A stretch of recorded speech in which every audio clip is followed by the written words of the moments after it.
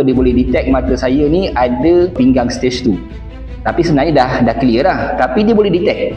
Unik dia ni, dia tetap boleh detect. Saya pun terkejut, 2 kali dah memang betul. Assalamualaikum warahmatullahi taala wabarakatuh kepada semua alumni Raja Bekam. Ni saya nak kongsi sikit lah apa saya plan untuk jalankan kursus sklerologi.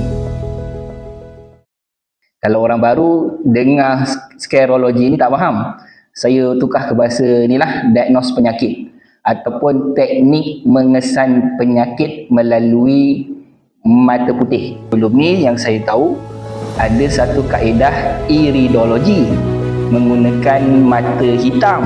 Mata hitam tu kita pula diagnos secara, dia bukan secara mata kasar, dia kena ambil pakai kamera khas yang harganya agak mahal lah, dululah 1000 lebih. Tak semua mampu sebab dia perlukan kamera yang khas lah. Kelebihan diagnos mata putih ni, tak perlu kamera yang khas, tak perlu kamera yang mahal-mahal.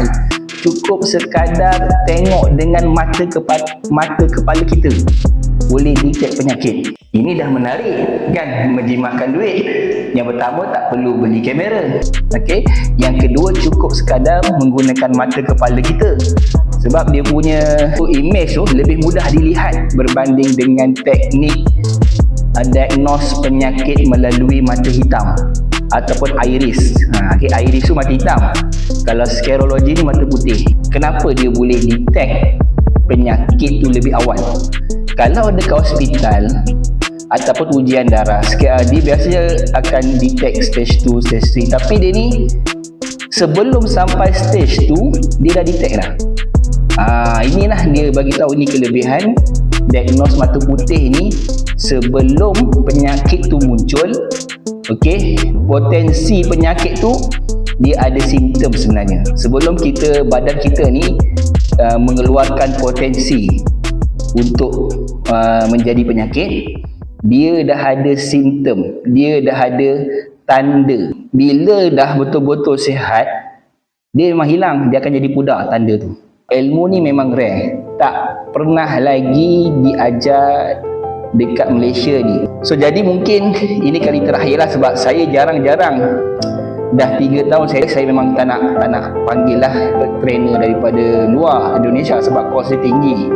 Tapi disebabkan benda ni rare, ilmu ni rare dan penting kepada perawat-perawat, kepada alumni-alumni semua, saya bawa juga.